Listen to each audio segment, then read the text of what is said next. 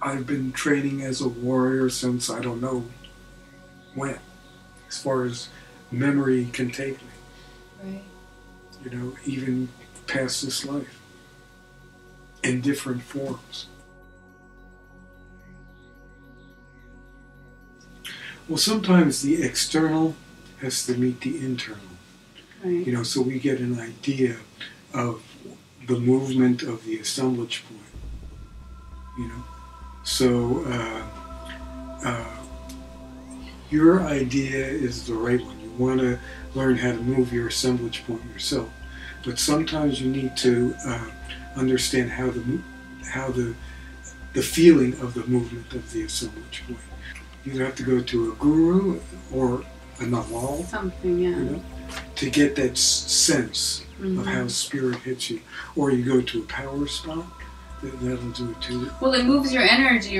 I wouldn't be at the level of dreaming that I do without that centered heart.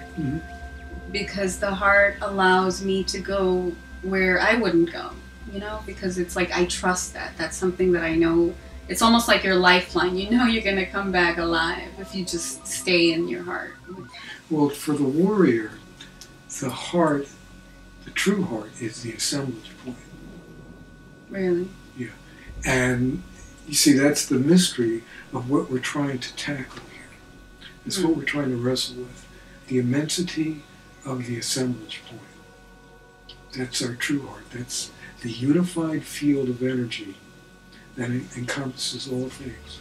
And is there an assemblage point as a collective? Well, there's a group mind, but an assemblage point is really a very individual thing. Yeah. Like of our energy vehicle, so to speak. There have been some sorcerers who could move the assemblage point of an entire group of people. Right. Yeah. You know, it's like the third monkey effect. If it happens to one, it happens to the next, to the next, to the next. But it's really a very personal, individual thing, because it has to deal with really the crux of our existence, which is perception, which is awareness, which is energy and intent.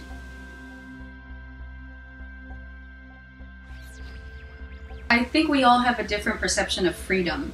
What is your point of view on freedom? Well, I'm still learning about freedom. Right. Freedom is a very expansive thing. You know, it's like understanding what the options are and what path you want to take. You know, we're here really without any direction and without any rules. You know, we make up the rules as we go along and we test them in the environment. And the direction we take is really our own choice. To understand that in the larger expanse of things, you know, it's a matter of really contemplating the dream of the universe, what potential it holds for us. Because we're really isolated here, physically, you know, but spiritually, in a sense, if we wish to unbind ourselves from the conditions, you know, we can like use the energy network of the universe to dream and to understand. The energy network of the universe. Of course, everything is connected. You know? So we're really here on a dreaming playground. Right. You know, it's a playground, and there's a mystery, and we're really here about contemplating the mystery of this creation, this dream creation. When you were little, did you feel any of this, or did you just kind of grow up normally and then suddenly dreams hit you? Well, I had a strange birth.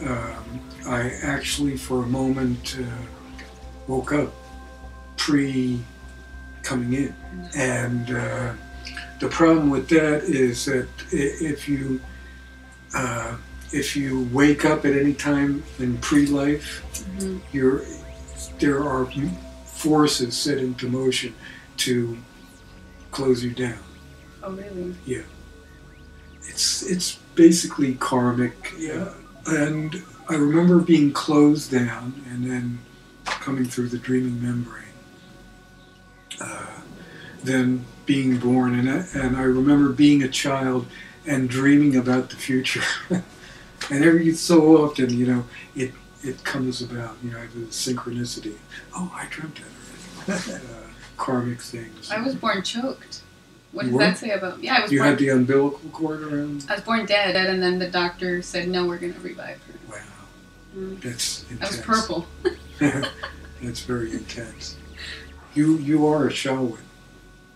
You are, you know, a medicine woman. Mm. You're born with the umbilical cord. You're born purple. Right. You're born dead and revived. You have a connection with that source. It's really not death. But yeah, I feel like the births are symbolic. So the way you were born, that was pretty symbolic. When I was 2, I had past life memories. Mm-hmm. But my mother didn't know what to do about it. So when I would say my other mother, my other father, or how I died, she would say, no, no, no, that was me. Because she was trying to not confuse me, but she confused me. Mm-hmm. Because I remember clearly it was not her. And I had a short-lived life. I died as a baby. Uh-huh. Electrocuted. And I believed when I was a baby that the electrocution came with me. Like the electricity allowed me to out of body in this life. That was my reasoning when I was like 5. Would you consider a dreaming membrane containing the universe? Uh-huh. Yeah. It gives it consistency. It gives it solidity. You know, it has all the laws of it contained so that it's an integrated whole. How did you come to think about, or where did you learn about the dreaming membranes? In my apprenticeship with the Death Defier. Yeah, he wanted to bring that teaching out. Is the Death Defier was your teacher from your dreams? Uh-huh. The one that you call the Master Q? Yeah. And the Castaneda teachings. He's the one that every 100 years seeks out the Nawal, the person with the 4th compartment of energy. And they make an exchange. The Death Defier takes like some energy, but he transfers like a certain amount of knowledge or a particular kind of power, unusual kind of power, to the Nawal. It's I learned a little more about them, what the actual relationship is. It's not so much for the energy. It's not sort of a vampiristic thing, although originally it was a vampiristic thing. Really? And some of the vampiristic aspects are still being practiced in some cults. Energetic vampires. Yeah. Mm-hmm. And unconscious levels, too. Yeah. Weird. So, but it has evolved. The Toltec orientation has evolved. Energy moves, and it evolves from the old seers to the new seers, and now we're entering the milieu of the Timeless Seers, which kind of incorporates the best of the old seers, mm-hmm. the unusual, the exciting, and with the new seers, mm-hmm. you know, the orientation towards freedom, towards self-discipline, you know, which is very important. You know, the old seers were really, their practices were about manipulation. Yeah. Like I said, I think it all comes from a different energy and time. Time has changed things. Mm-hmm. Like, I think the more I evolved in my dreaming, the more fearful I became. I used to be fearless. Yeah. But my dreaming part, and the part that is mainly who I am, or who I am in tune with, is the dreamer. I guess you could say, in the path for freedom, or of the heart, the unknown dream. Well, fear is the child of the unknown. Whenever fear comes in, it means that its parent is not that far away. It's actually, fear is power in reverse. And that's Right. what the unknown wants to teach you. It's about your personal power. Which is why I keep moving forward regardless. Mm-hmm. You know? Sometimes you just have to grit your teeth and go through it. Right.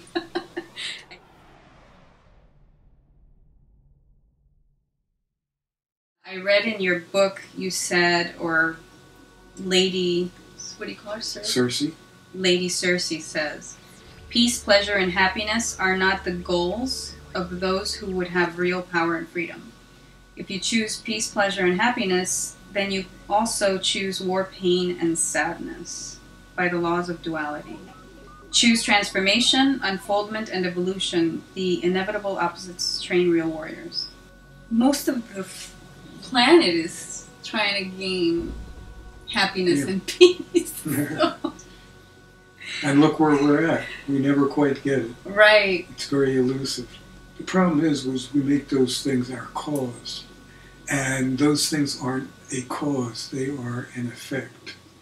Mm-hmm. Right? If you make those things an effect of what you do, you know, as transformation, evolution, and growth, you'll naturally have happiness and peace. Right. But if you're looking for happiness and peace, you're only going to find it as an effect of transformation and growth and evolution. One of the things I went through is being released from the need for love.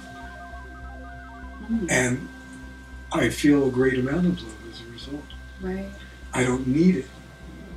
And therefore, you know, I'm full of it. That's the issue, the need for it. You know, if you need it, it kind of like pushes it away.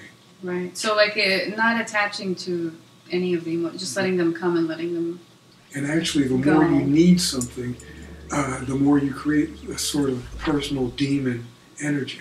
Mm. You know, that's something I've had to tackle with. And it comes in and out, and it's the, you know, the issue of being human and of, you know, of need. Because by need, Right. you create a sort of darkness. Hmm. You know, it's as you are pulling it, you're also pushing it away. That's true. It's a passive-aggressive sort of thing that you're creating in your life. So, but it's a difficult thing to attain. You know, just me saying it to anybody is the solution is understanding energy. Right. If you have energy, which we're connected to, energy is all around us. We just have to understand how to connect to it. Mm-hmm. Then we have the basis for everything in the universe. Right. So that's the key issue.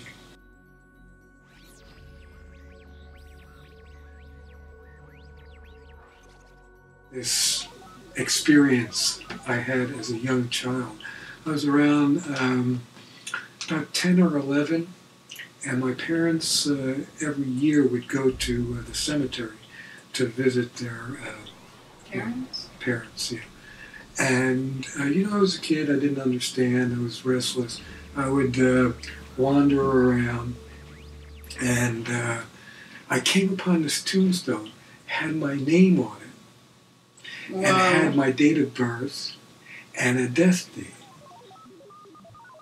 And I you know, ran to my parents. I said, "Oh, there's this tombstone there with my name on it and with my birthday." And I grabbed them and I tried to find it again. I couldn't find it.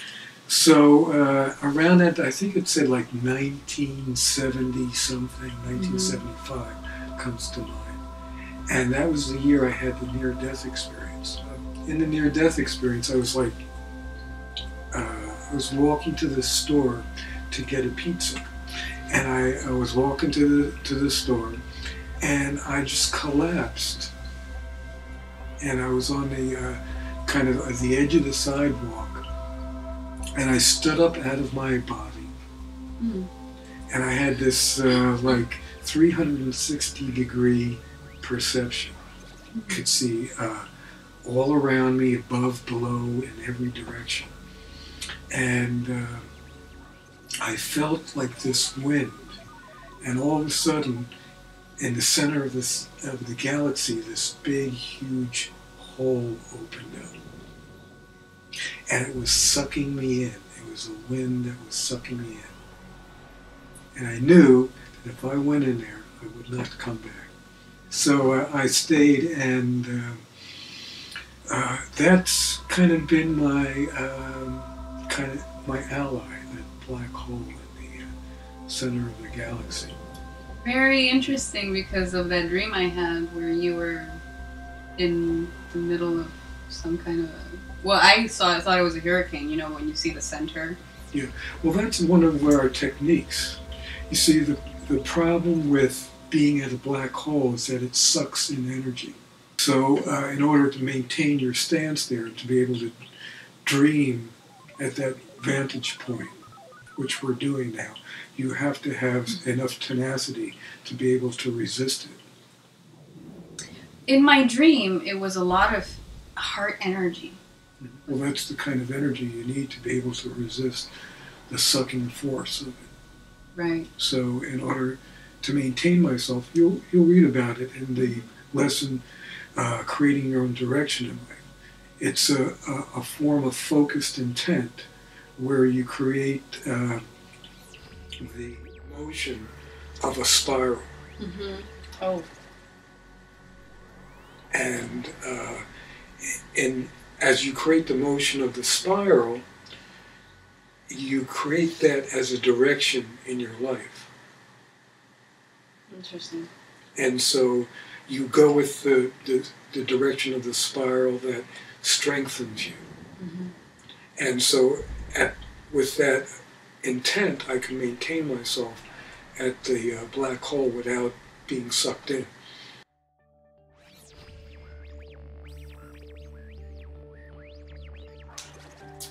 You see, this is the season of the new sun. That's what we're coming into, according to the Mayan calendar. And what we're trying to do, you know, is not, it doesn't have anything to do with the sun in our solar system, mm-hmm. per se, although it'll be reflected into it and our solar system will have some changes. But it's about the center of the galaxy, because there's this big wound there.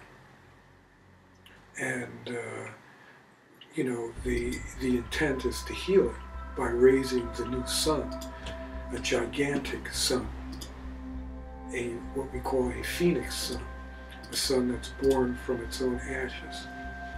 And so that will set a different kind of tone to our galaxy. Dreaming will change. So to understand it, you have to understand the whole Toltec evolution. You know, we started, we believed that it was necessary to sacrifice, have blood sacrifices to raise the sun. Right? And is this where the Mayans get their sacrifice? Mayan, Toltecs, Aztecs. Mm-hmm. And, you know, we evolved out of that, because it was basically used for political manipulation. It really didn't have anything to do with raising the sun. It was for manipulating people.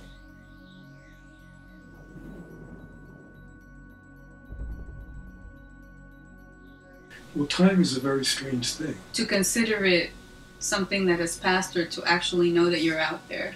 There's linear time, where everything is past, present, and future. There's cyclic time, but cyclic time is really erroneous. You know, mm-hmm. when you go around the circle, you never really come back to that point on the circle ever the same. So it's actually really a spiral. Mm. So you're spiraling in. And where are you spiraling to? You're spiraling to a timeless place. Mm. You know, so in a timeless place, past, present, and future are all simultaneous. Really, you can reincarnate in the past. You just have to understand the dreaming memory of that particular time period, and have to be focused enough in order to be able to manipulated. So that's where you get into time cloning. That's in the second book, In the Stomach of the Dragon. I want to read that. Mm-hmm. Time has been, because I astral project, and I've always appeared in different times. Mm-hmm. And not only different times, different worlds. It's almost like non-earthly a lot of the time. The problem with astral projection is you're still carrying the dreaming membrane of the incarnation you're in. Mm-hmm. So, well, isn't that good? Otherwise, I would disappear. Yeah, you would. Once you understand the dreaming membrane and can move in and out of it right. at ease. Ah, I see. Then you can actually physically incarnate wherever you want and be able to leave whenever you want. That's time cloning. Because time is actually a biological perception. Mm-hmm. At least part of it. Because we are time wrapped in some form. Mm-hmm. In this case, a biological form.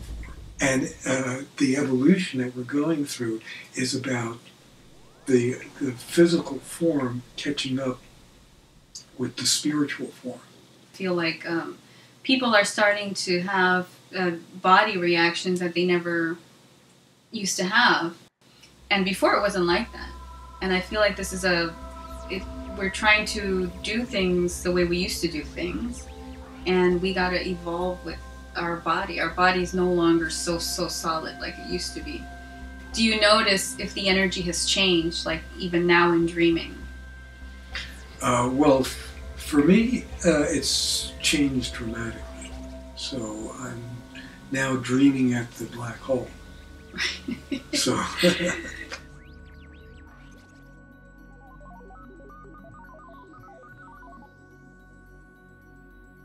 So when I started reading the part about the Luciferians, I found it really interesting because they are described as instruments of awakening.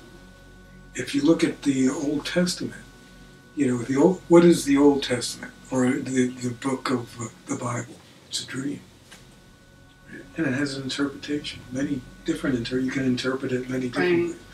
So one of the interpretations is that what is the tree of knowledge of good and evil? Mm-hmm. Right? It's the spine, it's the brain, mm-hmm. right? And the snake is the kundalini. And of course, the energy of enlightenment, personal enlightenment is something that our orthodox religious structure does not condone. Mm. So they create mythologies against it.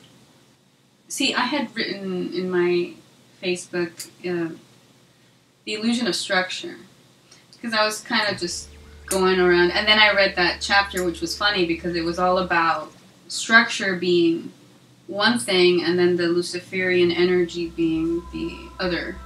The challenge.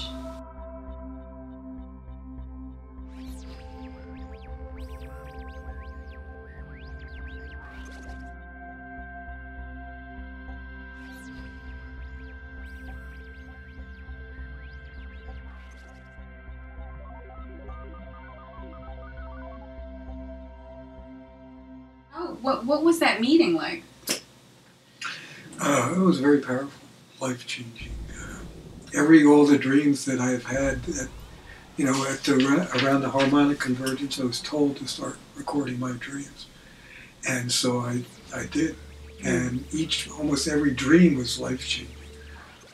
That's what dreams are to me. Yeah. Every dream is so alive. I don't think that anybody will ever, at least in the Christian communities, view Lucifer as a necessary. They want to vanquish Lucifer. God has to beat Lucifer. And in the shaman realm, it's a little different. The dark forces and the light force, everything comes from a core untagged force, like an essence of some sort. Well, if you examine the history, see, history is the recounting of the dream of the world. And if you look at the church, right, Satanism resulted as a response to what was going on in the church during the Dark Ages. Yeah, but if you look at the Bible from the perspective that it's a dream and that's open to interpretation, there's a lot of very interesting things in there. But the dogmatic approach to religion is really what we're rebelling against, where it's my way or the highway, where it's rigid structures that move.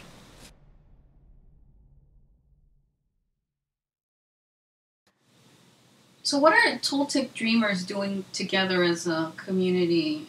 What is their goal? Because I know that as a group it's a more powerful manifesting transition. Well, we've always had dreaming tribes, Right. And a lot of times, you need to reconcile your dream to really understand it. You need to get a variety of perspectives. Mm-hmm. So it's always good to have that, as a thing to assist with your own understanding.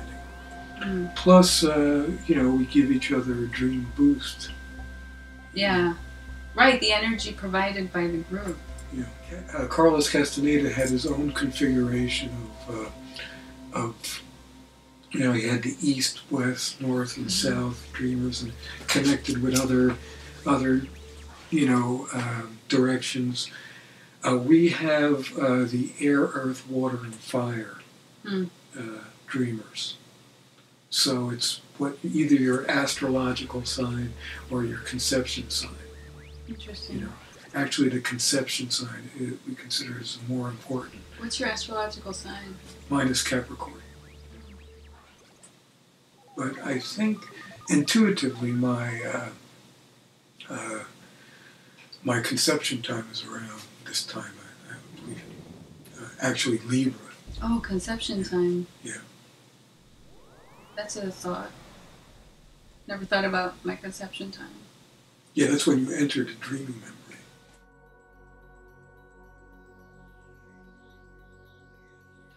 Well, women already have the Nawal energy. You already have the fourth compartment in a natural way.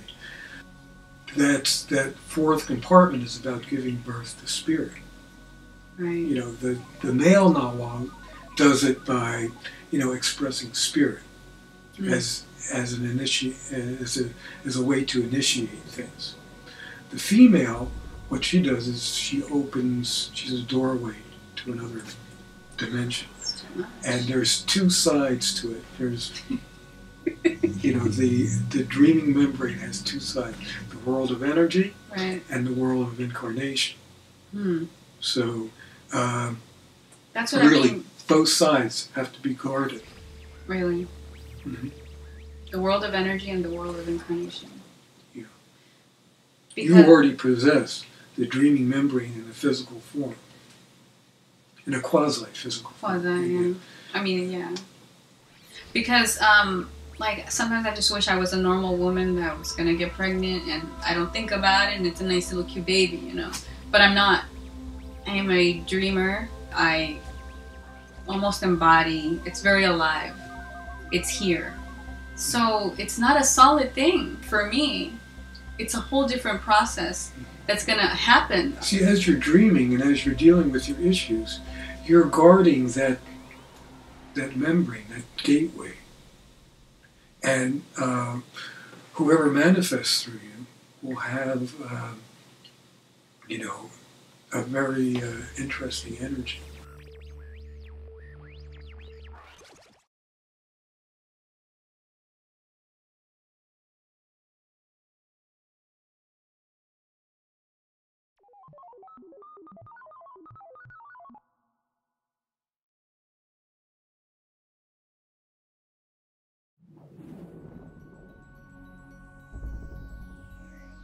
creating from the unimaginable. And that's what I would call the unknown dream. And I believe that the imagination is trapped in our astral and dream. Mm-hmm. And here we're like, you know, we can only imagine within what we know, but... We do have to rescue the astral plane, yes. Well, there was one time in one phase of dreaming, the dreaming history of our planet, that the astral and the physical were one plane. Mm-hmm. Right? So, you know, when you can imagine in, like, dreaming you're flying, right? There was a time when there was no distinction. You could fly in the physical because what you could do in dreaming, you could do in the physical, because there was no distinction between the two. At some point in our history, the two separated, and there's a dead zone in between the two, very much like the black hole that's at the center of our galaxy, where it's absorbent to energy, memory, and before, like in the 40s and 50s even, it was very far apart. But what's happening as the transformation is going, it's getting closer and closer. The two planes are merging together.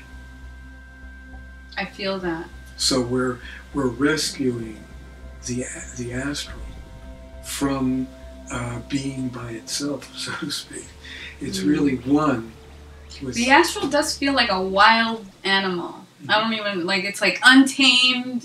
It always seems like, how can anybody even begin to tackle the astral? Just think of the two dimensions as one. That, you know, you would be seeing fairies flying around. You would see UFOs. And don't we? Many of us do. Yeah. It's coming. It's back.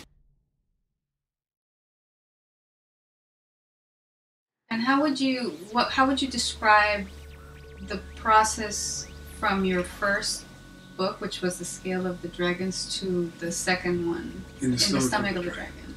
There's actually, I think, 5 or 6 more after that I have on my hard drive. So, Mark. Yeah, I wrote them all in like 10-year period. There's like 20 books. There's the Consolidation of Power series. So when you get the teachings, you're asleep, or you're in meditation, or you're awake, or all three? All three. Yeah. Okay, yeah. And I have to remember because they come through in big chunks. How would you describe your teacher? Intense. Yeah. Even when he's calm, he's intense. Really? Yeah. Because it's more about energy. Sometimes he speaks, sometimes he echoes, sometimes it's just an exchange of energy. It's all different manners of communication. Mm. You know, getting adjusted to all ways of communication. He's showing me more about becoming one with myself. Mm-hmm. You know, being able to make a stand as an individual, an integrated individual. Well, you have to realize he is a shapeshifter. Sometimes he takes the female form, sometimes he takes the male form, sometimes he's a cyclone, sometimes he's an opal light. You know, all manner of forms. And you know, it's really our perception that configures the unconditional. Because when the conditional, you know, impacts upon the unconditional, or the unconditional impacts upon the conditional has to kind of compensate for it by making a perception that's equitable to their system.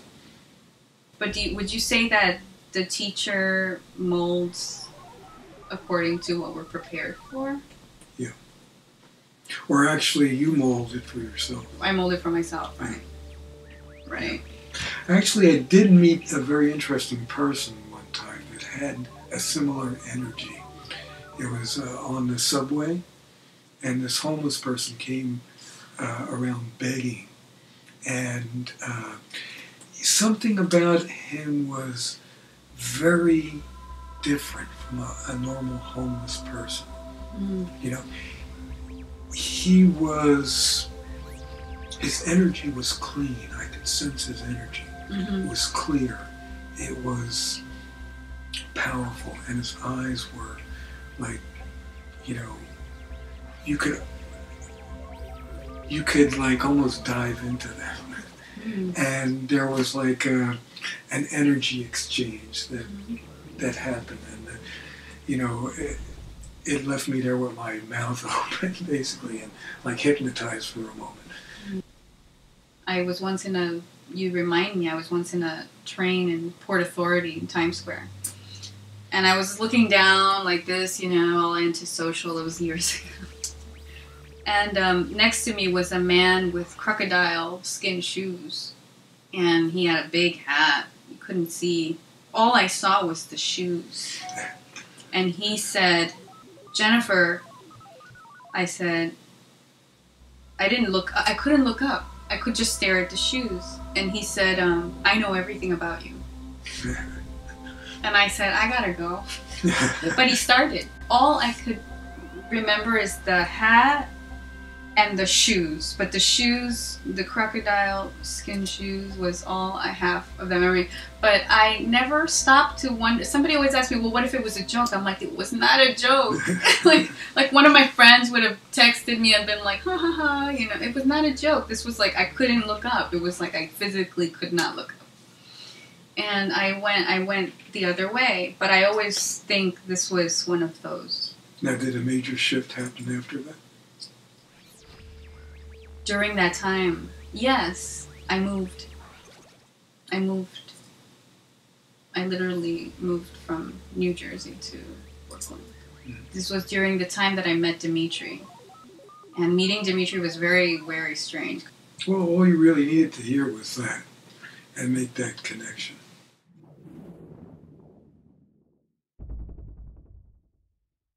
The time cloners.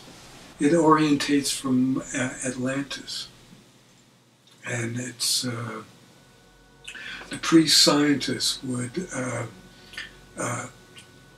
in order to become an actual pre-scientist, mm-hmm. the civilization of Atlantis, you had to go through this initiation called the initiation of the crystal sarcophagus, and it's actually, you know, when I saw it on The Matrix, the movie The Matrix, mm-hmm. all these like little sarcophagi that were holding these people in like mm-hmm. a dream state. Wasn't that insane? You know, I said, you know, they're almost tuning in, but it's a little different.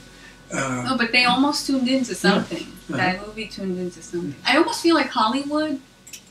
Well, it's all a dream. Right. All those movies are dreams. Mm. It's just that they take their dream and put it on film. Mm. You know? So in this initiation, you're sealed into this crystal sarcophagus with only a certain amount of genetic matter mm-hmm. outside of it. And what you need to do is, once you're sealed in permanently, mm-hmm. you need to be able to manipulate that genetic matter and make it into a full physical body. And that's the process by which we weed out the unconscious and build our body, our physical bodies, upon the principle of pure intent. Why do you think we don't remember? Because we build our each incarnation we come in comes as a result of being semi-conscious. A duality of consciousness and unconsciousness. Mm-hmm. So the time cloning process weeds out all that unconscious. And you build up your cells upon the principle of pure intent and pure awareness and pure energy that you utilize to make another physical body. Mm-hmm. And until you complete this process,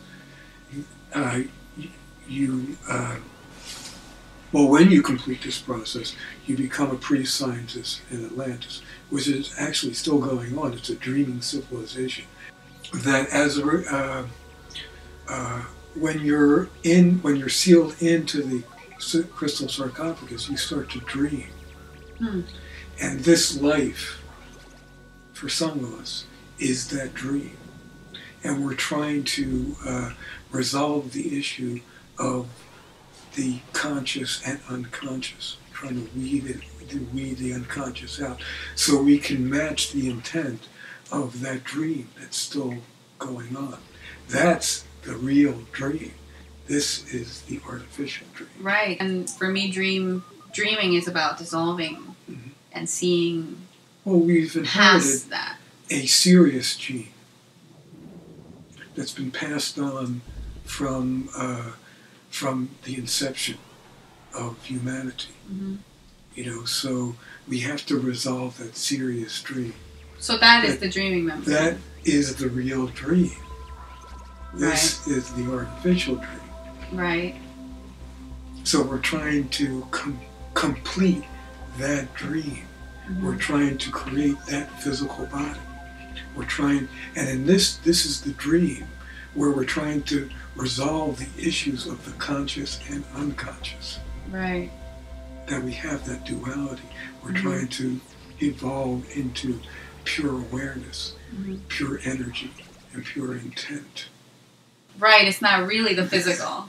It's a dream we've made very serious. Right, we've made it so serious. And it's not our own seriousness, but it's the seriousness of humanity that's been programmed into us.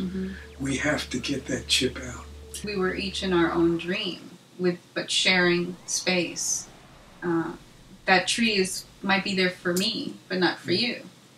Well, the Toltecs always had to have a consistency of dreaming. We had to possess the same vision. But we really gave that up because the vision is too immense. And what we really do as individuals is hone in on particular aspects of it. No one person can handle the whole vision. It's like in shards and pieces. Right. We got to piece it together. And you see part of it, I see part of it, and we put it together. Ways to go through dreaming membranes. You can go backwards. You can go forwards. It's because it's tricky.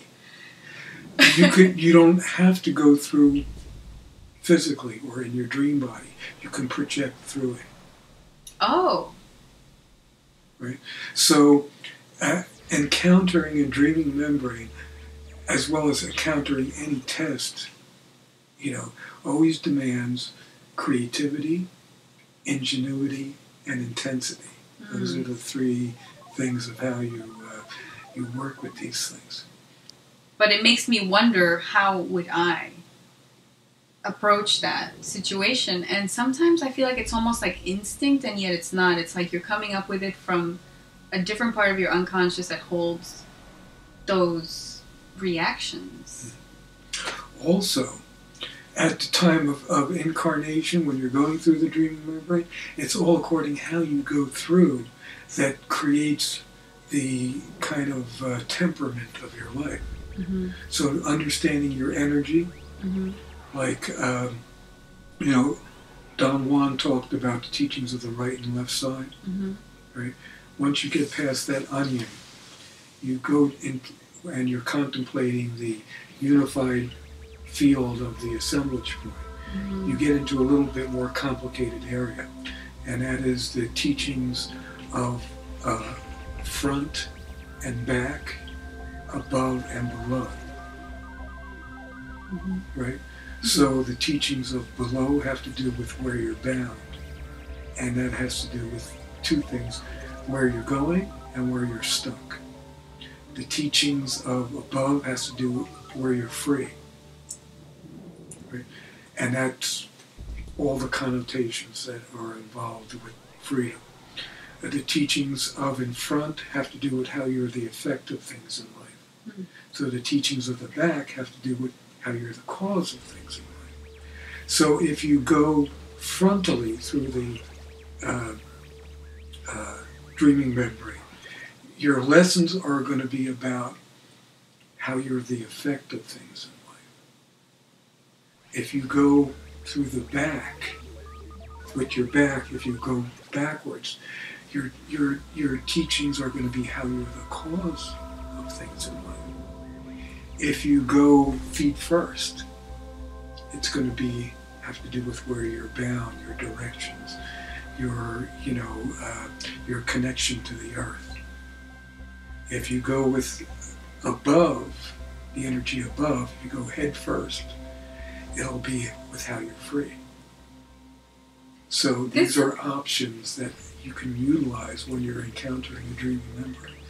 Would you say that this applies to the way one astral projects? Because I've astral projected from my feet, from my head, from my heart, and then backwards. Yes. Like from like going underneath my bed. That's so interesting. And also when I encounter beings in my dreams, I have sometimes, done the same thing. Yeah. Like I either turn around or I...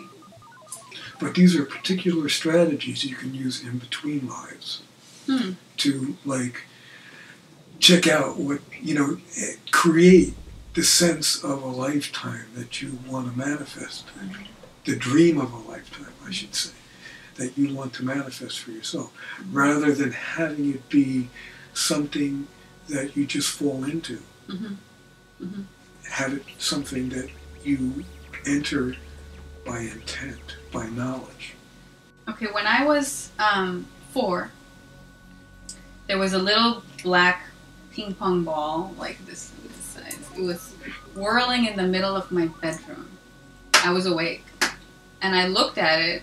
I was very peaceful, but it grew into a person that looked like you couldn't see it, like as if they were in front of a sun, and you can just see their shadow. And they came up to me and they took me out of my body, or he or she, whatever it was. It, yeah, and flew me outside into a completely different dimension, full of gardens and people dancing. It was insane, and asked me if I wanted to stay. And I said no, because I thought of my parents, and immediately I was back in my body. Can beings do that? That's a time cloner. They can do that. Yeah, they can make incisions in reality. There's a lot of ways you can interpret that. Right. When he asked you if you wanted to stay, didn't mean you have to die in this life. It meant, where do you want your consciousness focused? Wow. Why is our consciousness more focused right now where we are? Well, we're consumed, the dreaming membrane is very overwhelming to the assemblage point. So, it's like when we go through the dreaming membrane, it covers us. This whole thing, everything we perceive, our whole body is the dreaming membrane. Right. We're in it. We're in the thick of it.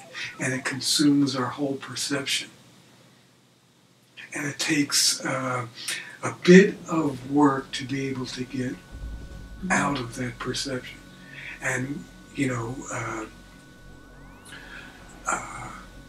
as long as you're here, you're never out of it. But there's tricks that you can utilize. Like the second strategy of the Toltec warrior is about returning the dream of the world back to its original dreaming intent.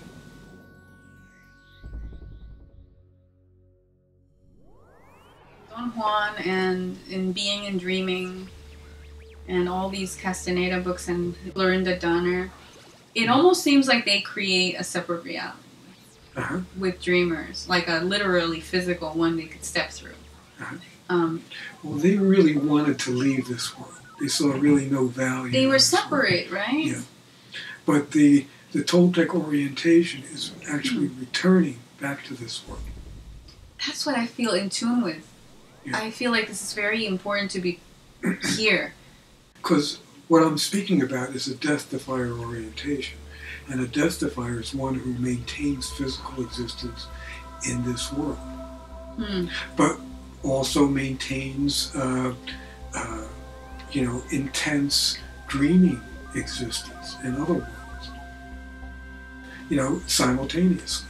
I love your book, everybody can take it and interpret it and incorporate it and, you know, utilize. It's like almost like live energy that one can utilize, a dreamer especially, to steer within their own dream. So your book is a portal. That's how I view it.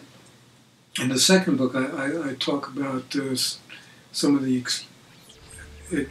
experiences I had with Taisha and Florinda and really? Carol. Yeah. Oh, now I'm gonna have to finish the first one. I met Taisha and Florinda at a workshop in Omega Institute back in I think the late 90s. Really? Yeah, and this was before they disappeared.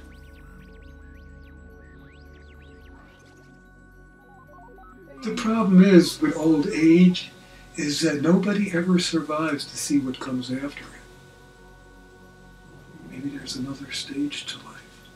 I believe that old age is not supposed to just be the end.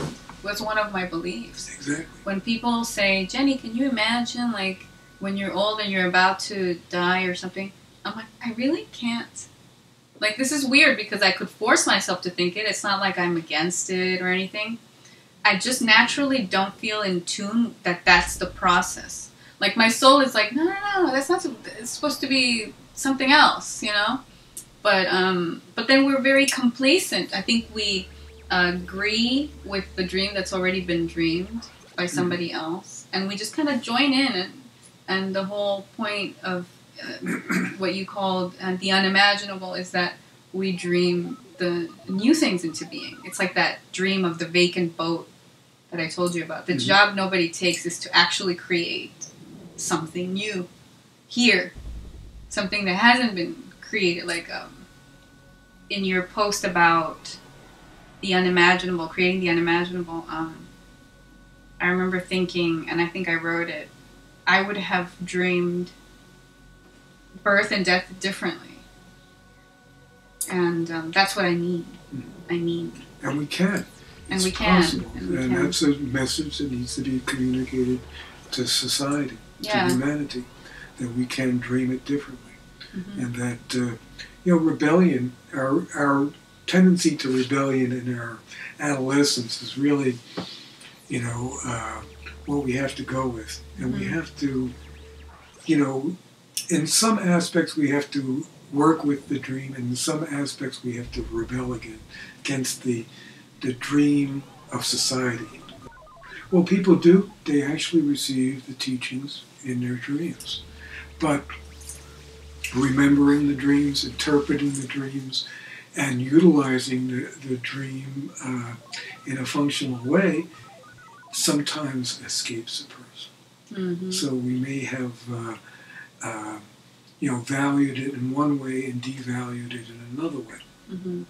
So like when you see a whirling vortex going in a particular direction, to us, that's not only an experience that happens in dream time, but it's a strategy that we can utilize to recapitulate that instance over and over and over again. It's an instance of power. It's an instance of vision that we can functionally use. And it's called the technique creating your own direction in life. So if you can see the direction of how something is moving, you should test that direction, see where it takes you. I like that. And the thing is, we're contemplating moving to the stars, right? And we don't know, we're trying to deal with this issue of how to break the light speed barrier. It's not really about moving into light speed. It's about vibrating into light speed, right? So if you're vibrating it, you don't need to move, but you're there. Good ending.